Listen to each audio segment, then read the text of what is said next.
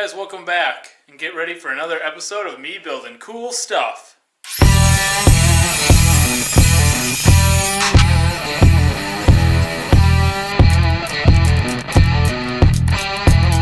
So not too long ago I ended up building a mountain range out of a lot of scrap wood that I found out at a job site. It was a really cool rustic mountain range that I built, and I got such a good response from it, I'm going to try and build another one.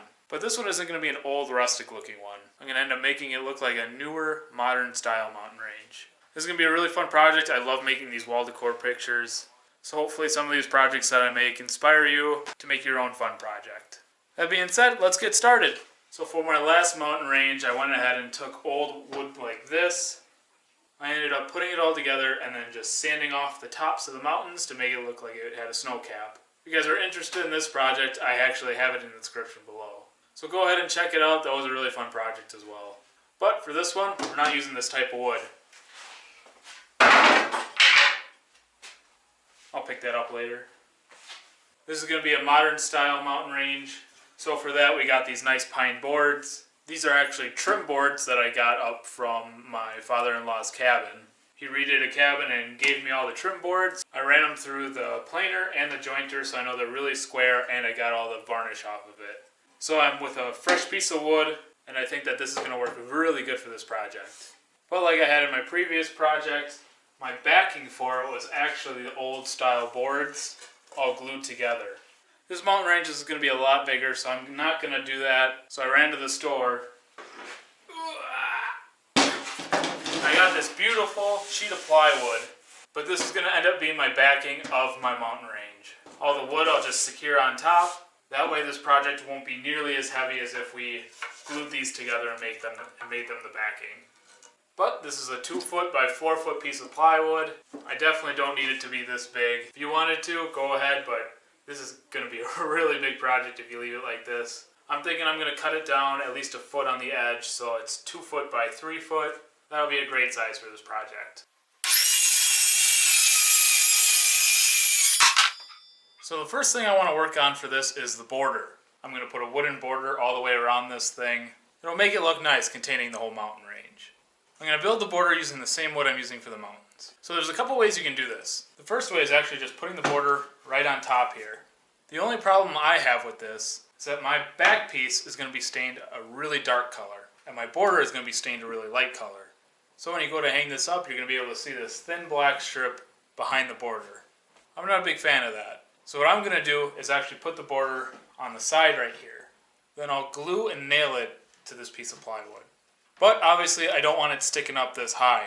So I'm going to take a measurement with this board sticking down because I want the border as tall as the mountain range. So all I got to do is measure these two boards, and then that's how big I'll be able to cut this board. So we got 1 1/8 inches, and that's what we're going to cut this board at for our border.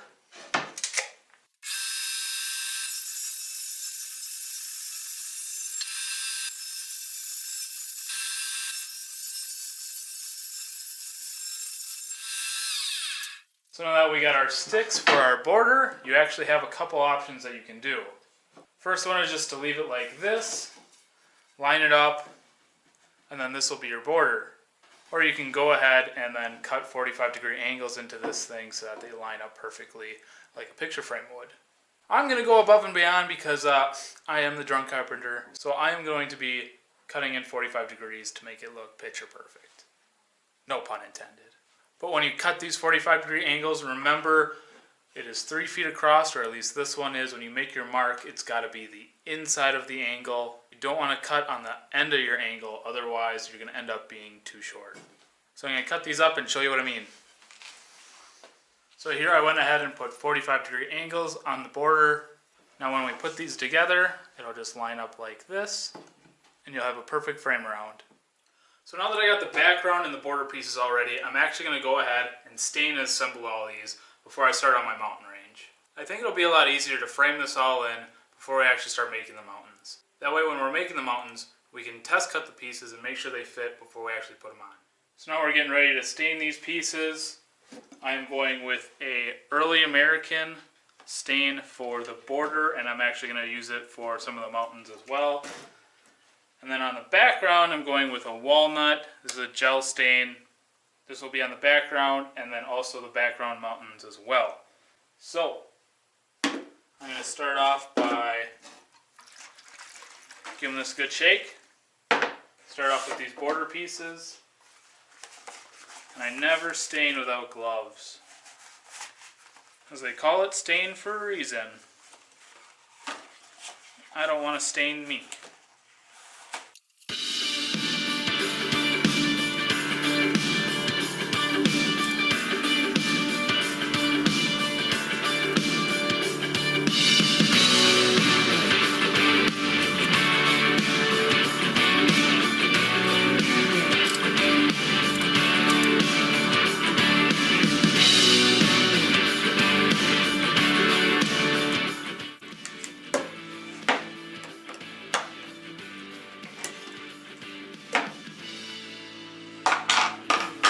Now this gel stain can get pretty solid, so you're going to want to get a stirring stick for it and really stir it up. It's almost like Jello.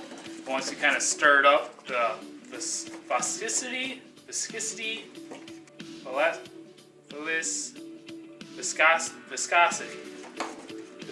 I think that's how you say it. It kind of goes back up, and it's a lot easier to work with once you do that. Oh, saved it, but just barely.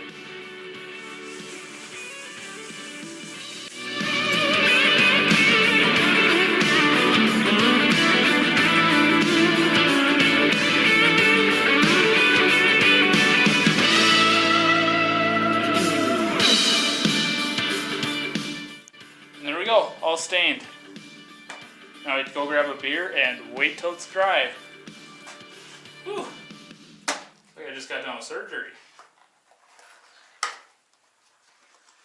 Okay guys, welcome back. Now that everything is nice and dry, we're actually going to start putting the stuff together.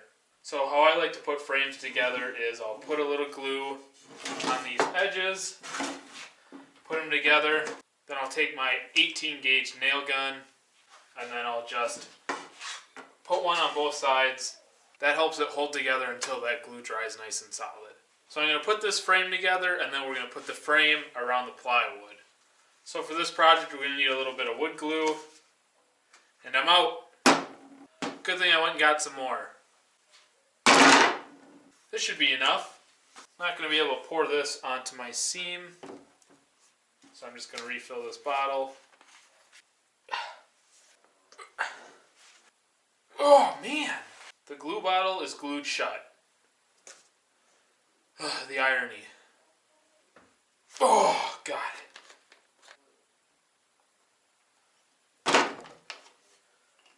Alright. Like I said, just a little bit of glue. And then just make sure it's nice and lined up. Oh my gosh, I can't believe I just did that.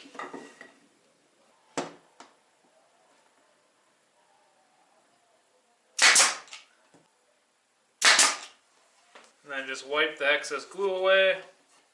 There you go.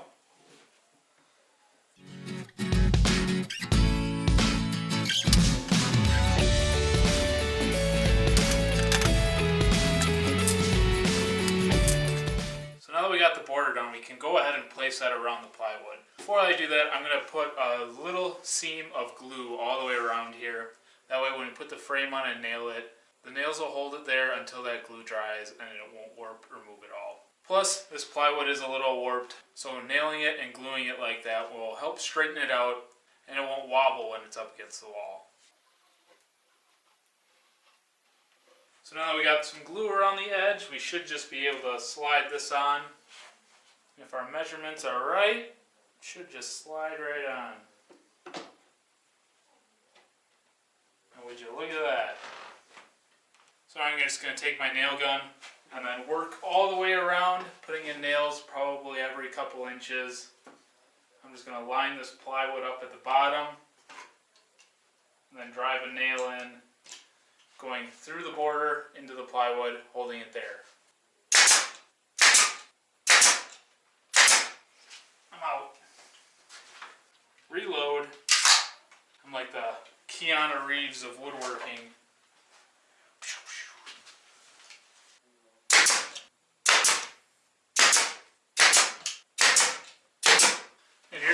so far.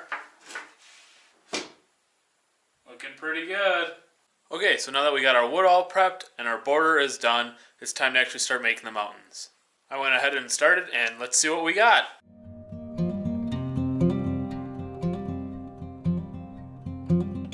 So I know you're thinking, hey, you skipped a couple steps. Don't worry, I'll go over how you can put this together, and it's really not that hard. So when making these, you're going to make a series of straight and 45-degree cuts. Your first step is going to be cutting out a little triangle at this point right here. This will be your starting base. Once you have your little triangle, like so, you're going to place it where you want your mountain. And then from here, you're just going to take your boards with a 45-degree cut on it, line it up with your triangle, and give yourself a little mark on the very top of that triangle. That mark is where you'll do another 45-degree cut up, giving you a piece similar to this. So once you have this piece out, you can mirror it, cut another one, and put it on this side. Once you start doing that, you'll get into a rhythm, and you can build up and up and up until you have your mountain. And then from there, once you have your biggest centerpiece mountain, you can start working on other ones. Again, you're going to want to start off with just a little triangle and build off of that.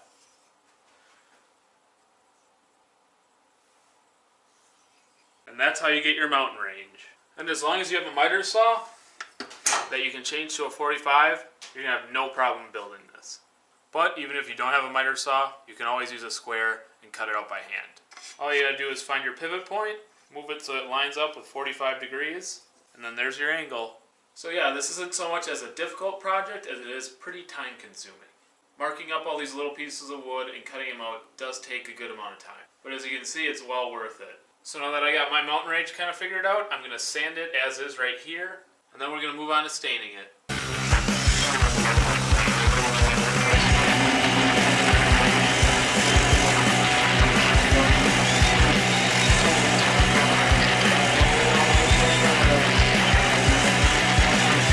Okay, I admit, that wasn't the easiest way to sand it. I probably should have taken it out. But now that everything's all sanded, it's time to stain. Again, for my front mountains, I'm going to be using an early American stain. And then my mountains in the background, I'm going to be using a walnut stain.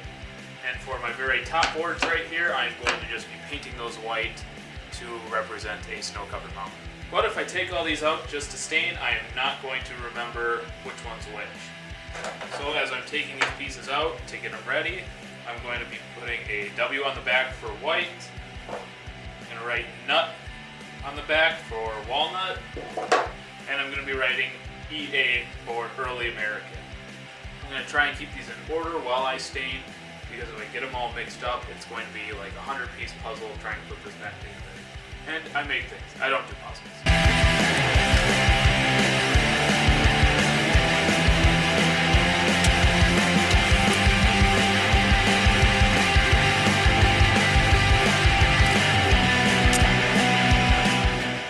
Okay, so we got all the staining done. We got our early American right here, the walnut right here, and I painted these all white. So now we just got to figure out how to put them back together.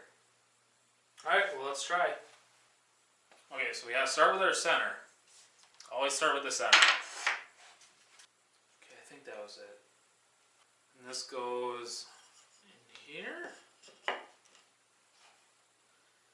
Oh my god, I am not good at puzzles. Alright, I need some thinking juice.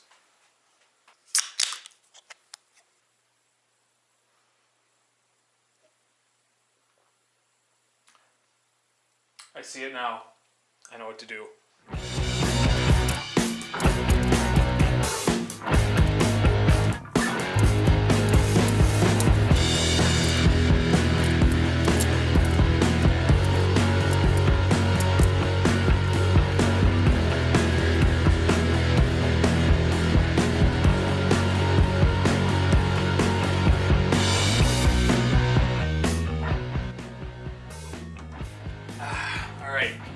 Now that we got it all put together, it's time to nail it on.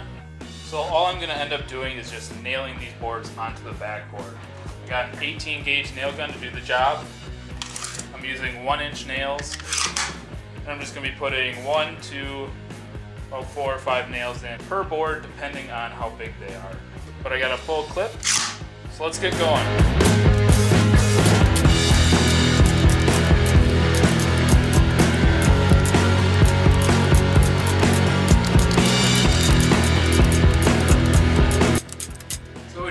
Guys, beautiful mountain range, and yeah, I really like this. It looks really cool. It wasn't too hard to build. You just need a good father-in-law that'll give you a bunch of scrap wood. But yeah, this is going to be a really cool wall hanger. It's still going to put the screws in on the back so they can hang it up. Here's the back side of it. But yeah, it looks really clean, nice and flush. Hey, it's not too heavy. Normally big projects like this, sometimes when you try and hang up on the wall, they end up getting pretty darn heavy, but how thin this wood is, it actually is pretty light, so you're not going to have a hard time hanging it. But yeah, I'm telling you, this is going to look really sweet hanging up, so I hope you enjoyed this video, and I hope you end up building something like this too, because it was a lot of fun. So until next time, see you guys later. Alright, where's the rest of that beer?